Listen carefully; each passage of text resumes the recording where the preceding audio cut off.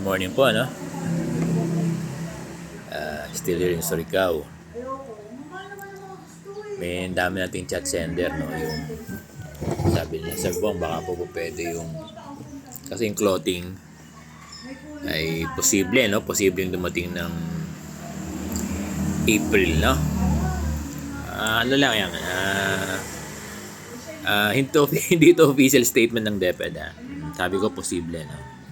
Na dumating na naman ng April. Ngayon, ang request ng mga guro natin, again, gaya nung SRI, ang request ng mga garnish, no, na sana itong clothing ay ibigay na lang ng sabihin, over the counter na lang sa mga guro. It is just like that. Yung kung pwede na yung mga ADAS ay ibigay na lang, huwag nang ipasok yung mga garnish, no? Pero yung mga gusto ng ATM, via ADA, auto debit arrangement. At ganoon din sana sa mga division office, no? Kung maaari ay ibigay na lang din ng over the counter o dun sa disbursing officer ng division office yung mga garnish. Kaya lang hindi maaring i-execute to, no? Hindi maaring i-execute ng mga disbursing officer o ng mga principal sa school na implementing unit. At hindi rin po pwedeng i-execute ito, no, ng mga schools division superintendent. At alam ko, sabi ng mga regional, may nakausap Sir Benjo na regional director na mahirap daw para gawin yun, ano? Kasi policy yan ng DBM at ng DepEd. So kung ito ay policy, sino po ba ang gumagawa ng policy, no? Iba ang DBM at DepEd, no po? Baka naman po pwede dahil kasi ang ang kautosan ng korte ay doon sa bangko. Kung may pera yung guro. Kung papasok yung pera ng guro.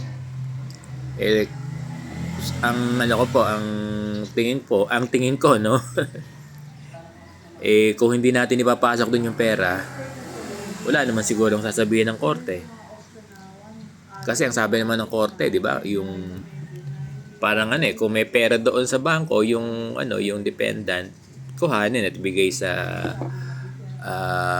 affiant ba, yung pinag-utangan ng teacher, no? Yung nagdemanda sa teacher. Kaya sana po kung baka po pwede, no, total na paparating naman ito, no.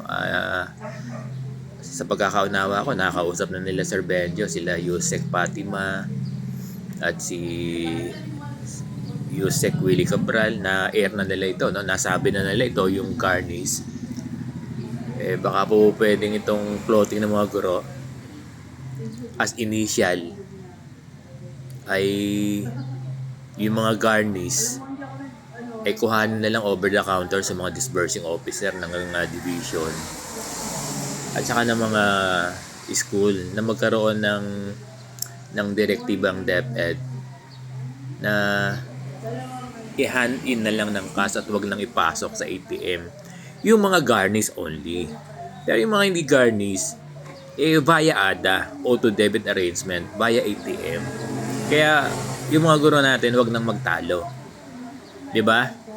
Oo, wag nang magtalo, wag nang magkaroon ng argument na kasi iba talaga, gusto talaga ATM. Kaya lang ibang case yung mga garnish Sana naintindihan natin Ang assertion ko po, since tayo naman, ang DepEd naman at DBM ang gumawa ng policy na auto debit, baka po pwede pong mag-modify. Pwede mag-modify na yung mga benepisyo, na yung mga garnish na teacher ay ibigay yung ibang benepisyo, year-end bonus, mid-year, BBB, SRI, clothing, medical allowance, ay ibigay na lamang ng over the counter ng mga disbursing officer para doon sa mga gusto ng para doon sa mga garnish. It does not apply doon sa mga hindi garnish. Oo. Sir Bong, pwede ba yan? Bakit po nung unang taon ni President Bongbong Marcos, yung SRI, that is SRI, no? Tama ba ako nun? Hindi niya ipinapasok sa ATM. Yun po yung magiging benchmark natin. So, pwede. Matagal ng policy yung ADA. Matagal ng policy yung ADA. Auto debit arrangement. O ano nangyari? Nagkaroon ba ng sabihin, yung mga humahabol sa teacher, nagkaroon ba sila ng tawag dito? Ng contention? Wala. Kasi hindi pumasok sa sa ATM sa land bank. So, banggitin na natin. Naintindihan natin yung land bank. Kasi may kautusan yung korte. Pero kung hindi natin ipapasok doon yung pera na ang policy naman ay ginagawa, ng DepEd at saka ng DBM, itong ADA, baka po pwede tayong mag-modify. Oo, para lang po. Kasi hindi lang po 1,000 eh. Oo. Kahit po magpa-survey kayo, nasa hundreds ang garnish na guro. Kaya kung itong clothing allowance ay bibigay ng over the counter, napakadaming matutulungan na guro. Or hindi lang clothing allowance, rather. Kasi nga pala itong clothing allowance talagang mandatory yan ibili, no? Baka mamaya kung hindi ito may bibili ay kukulangin ng uniform yung mga guro, baka hindi makapagsuot, pwedeng gano'n, Sana yung ganito pong yung ganitong kaisipan.